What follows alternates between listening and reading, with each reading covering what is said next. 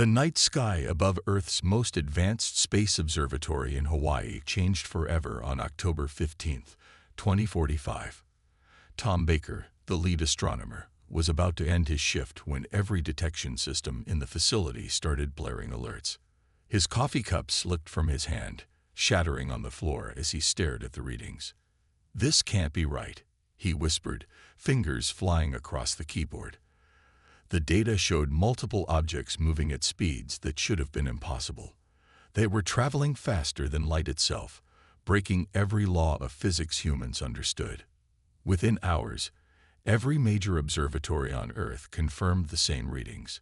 27 objects, each larger than the biggest aircraft carrier ever built, were decelerating as they approached the solar system.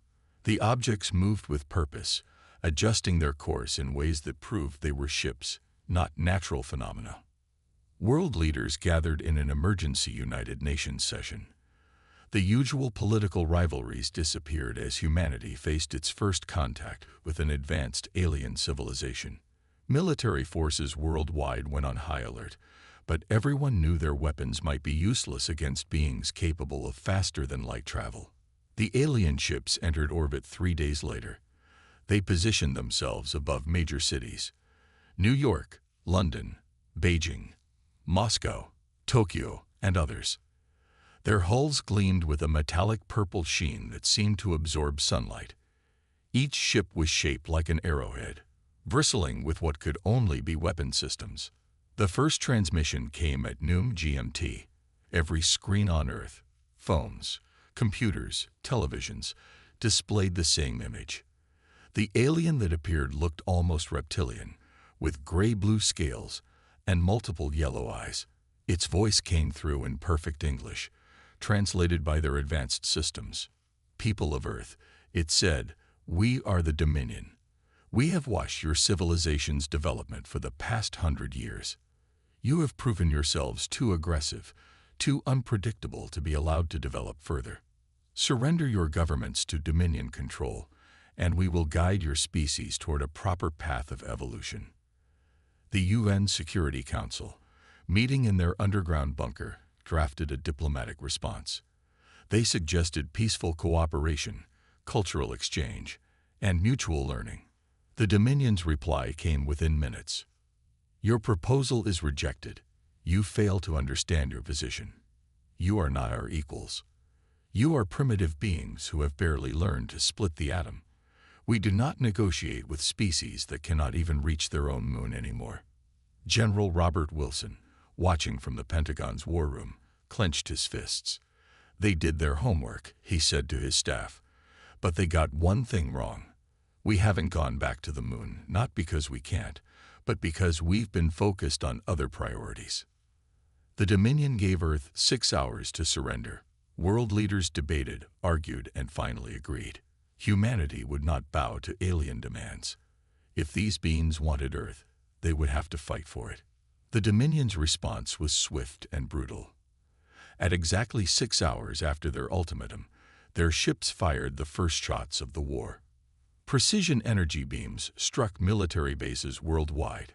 Installations that humans considered well hidden were destroyed in seconds. The aliens had clearly been mapping Earth's defenses for years. But they made their first mistake in those opening attacks. They assumed humans would panic, that the destruction of military bases would lead to mass surrender. Instead, humanity showed its true nature. In the smoking ruins of Fort Carson, Private Linda Mills pulled herself from the wreckage of her barracks. Instead of running, she helped organize survivors and set up a makeshift command center. Similar scenes played out at military bases worldwide. Humans didn't break. They adapted.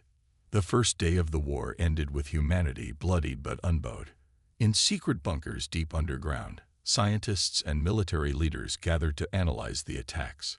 They had recorded every second of the Dominion's assault, studying their weapons, looking for patterns and weaknesses. The aliens had shown their power, but they had also shown something else: arrogance. They thought their technological superiority guaranteed victory. They didn't understand that humans had faced overwhelming odds before. They didn't know that humanity fought hardest when pushed to the wall. The real war was about to begin. 1 week after the initial attack, the Dominion launched what they believed would be their final assault on Earth. Their ships descended from orbit, moving into the atmosphere with a confidence that bordered on carelessness.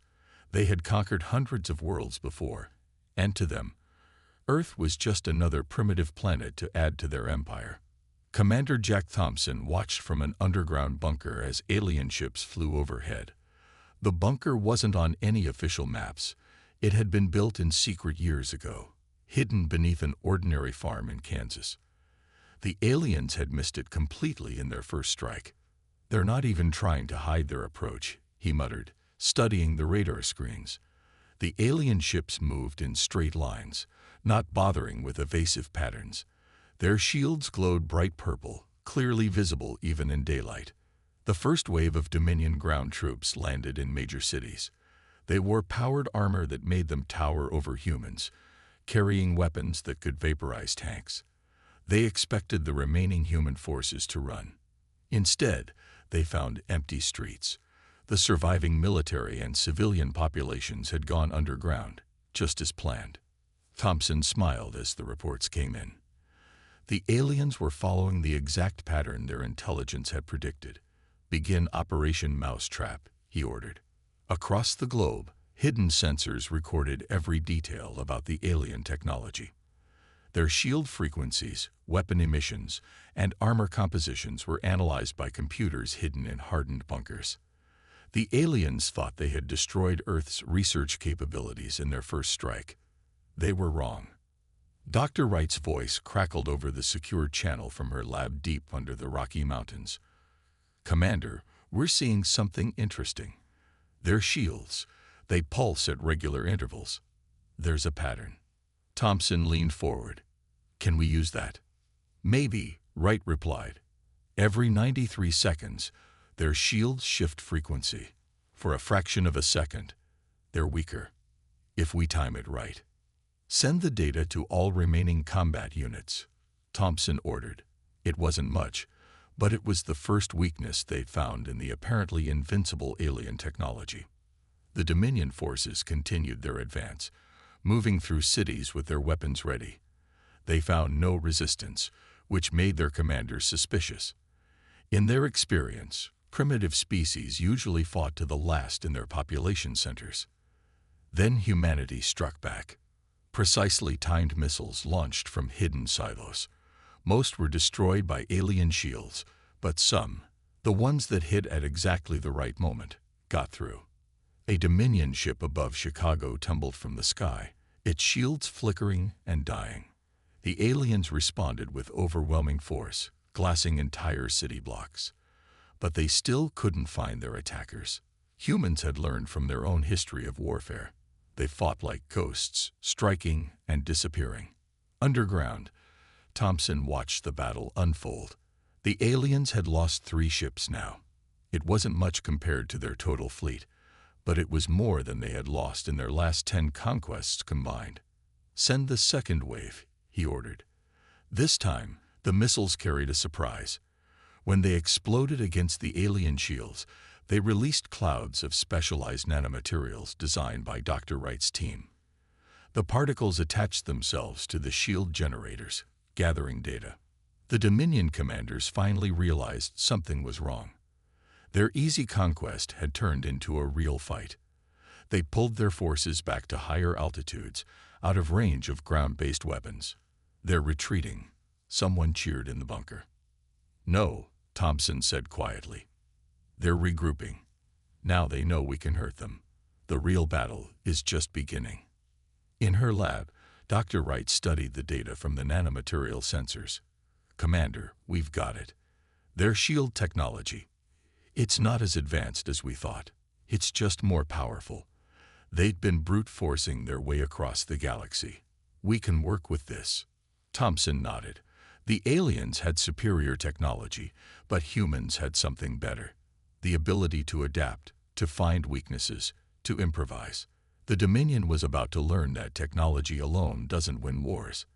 As night fell over a changed Earth, both sides prepared for what would come next. The aliens had power, but humans had determination. And for the first time since the invasion began, humanity had hope. 3 weeks after humanity's first successful counterattack, the underground research facility beneath the Rocky Mountains buzzed with activity. Dr. Wright hadn't slept in 2 days, but her eyes were bright with excitement as she walked into the command center. "We did it," she announced, placing a small device on the meeting table. It looked simple, just a metal box with a few buttons, but it represented humanity's first real chance at victory. Commander Thompson picked up the device, turning it over in his hands. "This is what you've been working on. We call it the Shield Cracker," Wright explained. "It generates the exact frequency that disrupts their shield technology. We reversed engineered it from the ship we shot down over Chicago." Military leaders from around the world watched through secure video links as Wright demonstrated the device. When activated, it created a field that matched the pulse rate of Dominion shields, causing them to collapse. "How many can we make?" General Miller asked from his bunker in Australia. "That's the best part," Wright smiled. "We designed it using parts we can find in any electronics store. We can make thousands." The news spread through the resistance network. For the first time, humans had a weapon specifically designed to fight the Dominion. Underground factories began production immediately. Above ground, the aliens continued their occupation. They had established bases in the ruins of major cities, but they were growing frustrated. Human resistance was unlike anything they had faced before. Their ground troops were constantly harassed by invisible attackers. Their supply lines were disrupted by precisely timed strikes. The Dominion commander, watching from his flagship above Earth, received increasingly worried reports. His soldiers were being picked off one by one. Several more ships had been damaged. The humans weren't just hiding. They were learning, adapting, becoming more dangerous every day. 1 month after the invasion began, humanity launched its first coordinated counterattack. It started with what looked like a simple raid on a Dominion base near the ruins of London. As alien troops moved to respond, they suddenly found their shields failing. Private Mills, now leading a resistance cell, watched through binoculars as the shield crackers did their work. The mighty Dominion soldiers, without their protective fields, fell to ordinary human weapons. Their advanced armor, designed to work with their shields, became a hindrance. "All units, move in," she ordered. Her team had been practicing for this moment for weeks. They knew exactly where to hit, how to move, how to fight an enemy that had never faced real resistance before. The battle lasted less than an hour. When it was over, the humans had captured their first alien base intact. More importantly, they had captured working examples of Dominion technology. Similar attacks happened simultaneously worldwide. The aliens found themselves being pushed back, forced to abandon their forward bases and retreat to more defensible positions. Their commanders couldn't understand what was happening. How could primitives who had barely reached space be defeating their advanced forces? In the Rocky Mountain facility, Dr. Wright and her team worked around the clock, studying each piece of captured technology. They weren't just copying it. They were improving it, adapting it to work with human systems. "They've been relying on their technological advantage for too long," she explained to Thompson. "They stopped innovating centuries ago, but we've had to fight for every advancement we've ever made. That's our real strength." The Dominion responded to these defeats with overwhelming force, destroying entire regions with orbital bombardment. But they couldn't hit what they couldn't find. Human forces stayed mobile, striking from hidden bases, disappearing before retaliation could arrive. As the sun set on another day of war, Commander Thompson watched new recruits training with captured alien weapons. They learned fast, adapted quickly, showed the innovation that had always been humanity's greatest asset. "Send word to all commands," he ordered. "Phase 2 begins tomorrow. It's time to show the Dominion what happens when you corner a species that never learned how to surrender." 2 months into the war, Earth's surface had become a wasteland of ruined cities and scorched earth. But beneath the destruction, Humanity was far from defeated. Underground networks spread like roots, connecting hidden bases and resistance cells across the planet.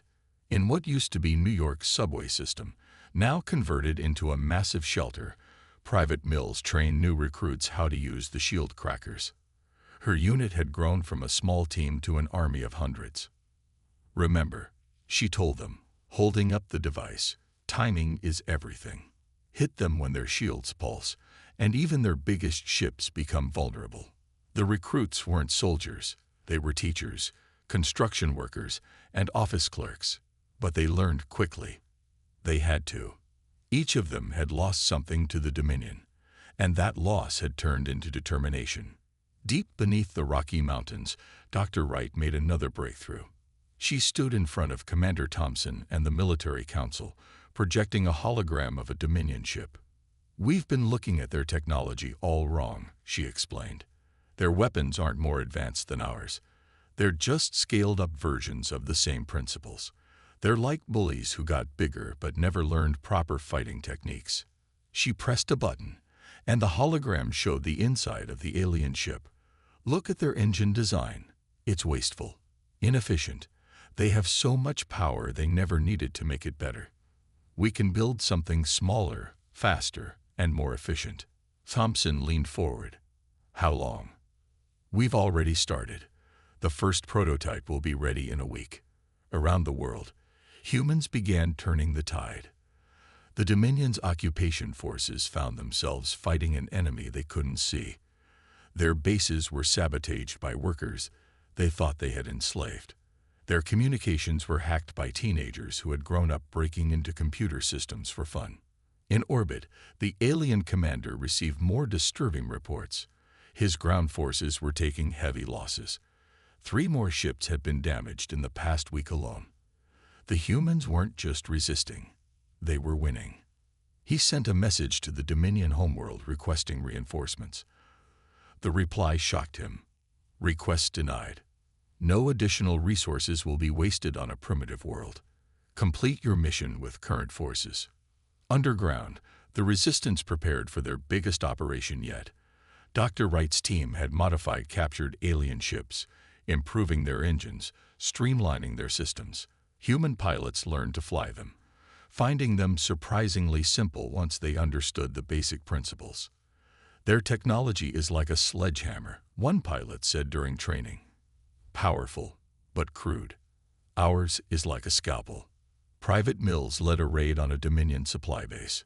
Her team moved silently through the ruins, shield crackers ready. They had done this so many times now it felt like a dance. The aliens never saw them coming. But this time was different. As they secured the base, they found something unexpected. Alien civilians.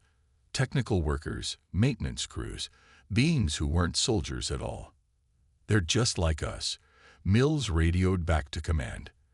"They have families, workers, ordinary people." Thompson considered this news carefully. It was a reminder that their enemy, despite their arrogance, were people too. But it was also a weakness they could exploit. The civilian aliens were treated well, kept safe in comfortable detention. Word spread through the Dominion forces that humans weren't the savages they had been told. Some began to question their leaders' decisions. As the resistance grew stronger, Dr. Wright prepared to test her modified alien ship. If it worked, humanity would have a weapon that could take the fight to the enemy's home territory. "We're ready," she told Thompson. "Tomorrow, we show them what happens when you force humans to improve their technology." The aliens had wanted to prevent humanity from advancing. Instead, they had forced humans to make 100 years of progress in just 2 months. Their greatest mistake was giving humanity a reason to unite, to innovate, to fight back. The real revolution was about to begin. 3 months into the war, humanity was ready to launch its biggest attack yet. In bunkers around the world, resistance fighters prepared for what everyone called Operation Payback. Dr. Wright stood in the command center, now moved to an underground base in the Australian outback. On the main screen, dozens of modified alien ships filled a massive hidden hangar. Each one had been rebuilt with human innovations, their clumsy Dominion technology replaced with more efficient systems. All ships report ready, a technician announced. Shield crackers are installed and powered up. Commander Thompson looked at the mission clock. In 6 hours, the sun would rise over North America. That was when they would strike. Send the signal, he ordered. All units begin final preparations. Around the world, resistance cells moved into position. Private Mills led her team through the ruins of New York, setting up portable shield crackers at key points. Similar teams worked in every major city the Dominion still controlled. In orbit, the alien commander noticed increased activity on his sensors. But after months of constant guerrilla attacks, his forces were spread thin. He had lost too many ships and troops to maintain proper surveillance. Just another raid, he told his officers. Let the ground forces handle it. He was wrong. At exactly dawn, every shield cracker on Earth activated at once. A wave of energy swept across the planet, carefully tuned to the exact frequency that would disrupt Dominion shield technology. In that moment, the most powerful alien fleet in the galaxy became vulnerable. All units, attack. Thompson's voice rang through secure channels worldwide. The modified human ships rose from their hidden bases. They were smaller than the Dominion vessels, but faster and more maneuverable. Their human pilots had trained for months in simulators, learning every weakness in alien ship design. Private Mills watched from the ground as the battle began. Human ships darted between the larger alien vessels, their weapons striking with surgical precision. The Dominion ships tried to fight back, but without their shields, they were surprisingly fragile. They never had to design better armor, Dr. Wright explained over the command channel. They always relied on their shields. That's their weakness. They stopped improving centuries ago. The alien commander watched in horror as his fleet began to fall. Human weapons, enhanced with captured Dominion technology, cut through his ship's unprotected hulls. He tried to call for retreat, but the humans had learned to jam their communications. On the ground, resistance fighters struck at every Dominion base simultaneously. The aliens found themselves under attack from all sides, their superior weapons useless against enemies they couldn't find or hit. By noon, the battle was over. 7 Dominion ships had been destroyed, and 12 more had surrendered. The alien commander's flagship was among those captured, with all its senior officers detained. In the command center, Dr. Wright studied data from the battle. Their technology isn't magic, she told Thompson. It's just physics. Once we understood that, we could beat it. Private Mills and her team secured the alien command center in New York. They found the Dominion officers in shock, unable to understand how primitives had defeated them. How? One alien commander asked her. How did you do this? You made a mistake, Mills replied. You thought technology alone makes a species advanced. But real advancement comes from never stopping learning, never stopping trying to improve. Thompson received reports from around the world. The Dominion's grip on Earth was broken. Their remaining forces were retreating, pulling back to high orbit. For the first time since the invasion began, humans controlled the surface of their planet. But everyone knew this wasn't the end. The Dominion would send more ships, more troops. They couldn't allow Earth to defeat them. It would threaten their control over every other world they had conquered. Prepare Phase 2, Thompson ordered. It's time to take the fight to them. Humanity had won its first major victory. Now they would show the galaxy why you should never underestimate a species that thrives on overcoming challenges. 4 months after the Dominion's first attack on Earth, humanity prepared for something that had never happened in galactic history. A counter-invasion by a primitive species. In the captured Dominion flagship, now renamed Humanity's Hope, Commander Thompson studied the alien star charts. Earth's scientists had decoded the Dominion's navigation systems, revealing the location of their major military bases. Their empire is bigger than we imagined, he told Dr. Wright, who stood beside him. But they spread themselves too thin. Just like on Earth, they rely on fear and superior technology to control everything. And now we have better technology, Wright replied. She had spent weeks improving the captured ships, making them faster and more efficient. Their biggest weakness is their own confidence. They never expected anyone to fight back. The joint Earth fleet consisted of 30 ships, 10 captured Dominion vessels, and 20 human-built ships using reverse-engineered alien technology. Each one carried improved versions of the Shield Cracker, modified to work at longer ranges. Private Mills, now promoted to captain, led the ground assault team. Her soldiers trained in zero gravity, preparing to board enemy stations and ships. They wore improved versions of Dominion armor, modified by human engineers to be more flexible and responsive. "Remember your training," she told her troops. "They think they're superior. That makes them predictable." The fleet launched at midnight.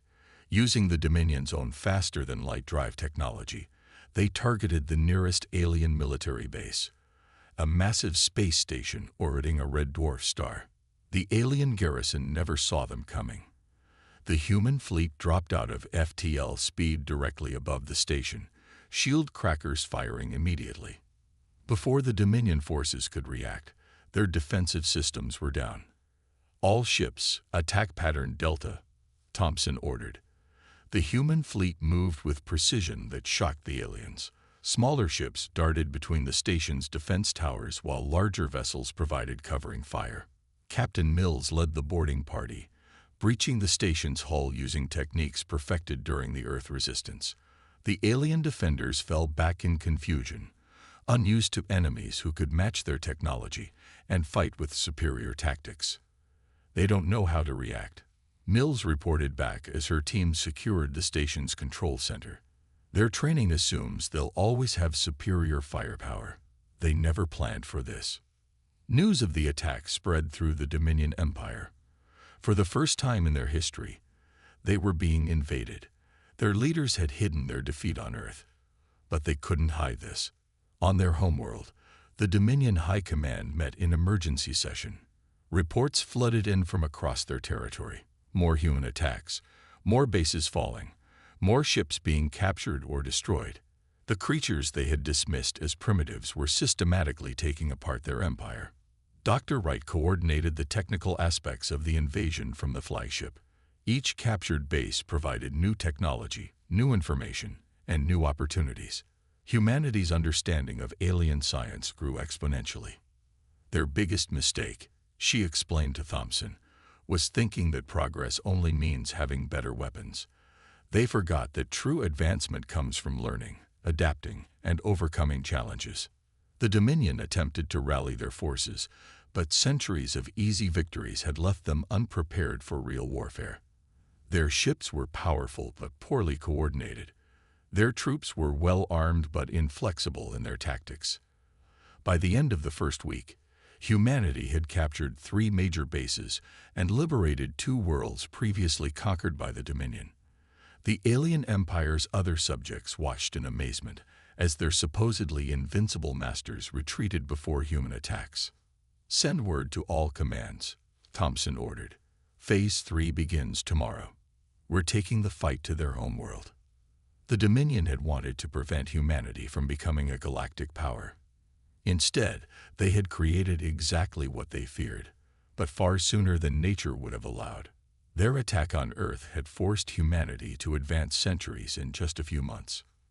Now they would face the consequences of their mistake. 6 months after the Dominion first appeared in Earth's skies, their homeworld faced something they had never imagined possible: defeat at the hands of a primitive species. The human fleet, now grown to over 100 ships, emerged from faster-than-light travel in perfect formation above the Dominion capital world. Their vessels were a mix of captured alien ships and human-built craft that had already become legendary across the galaxy.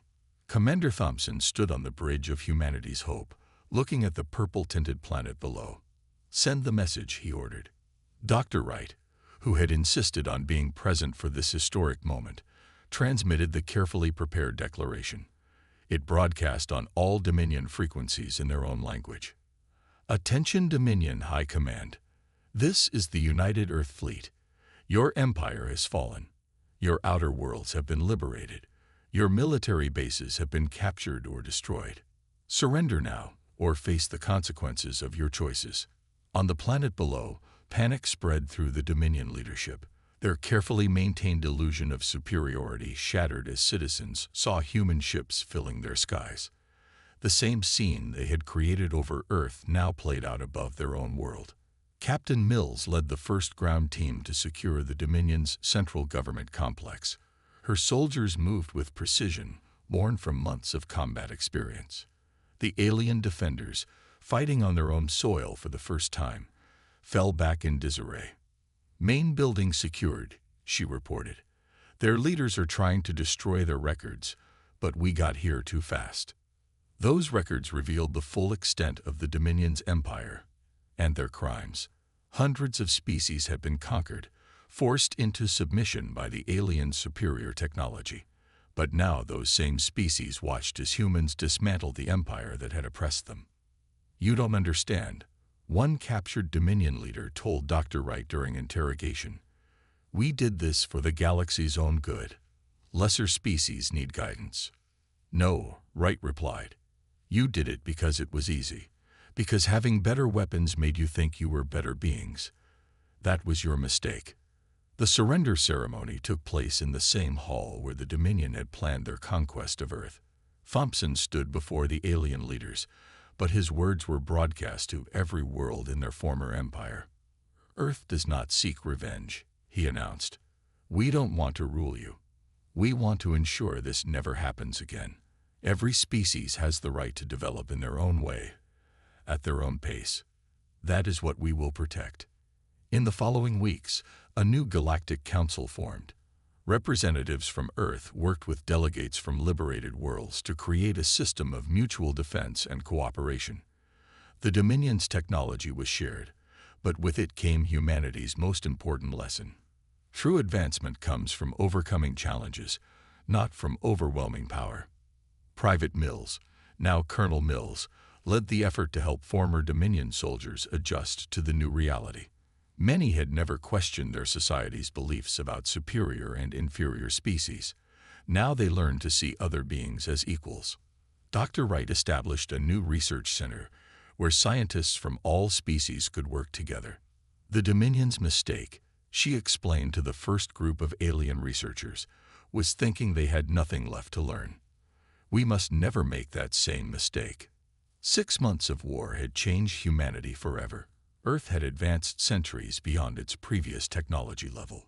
Humans had gone from a single planet to a major galactic power, but they remembered the lessons of their victory. Commander Thompson, reading reports from across the galaxy, smiled as he saw how former enemy worlds were already beginning to change.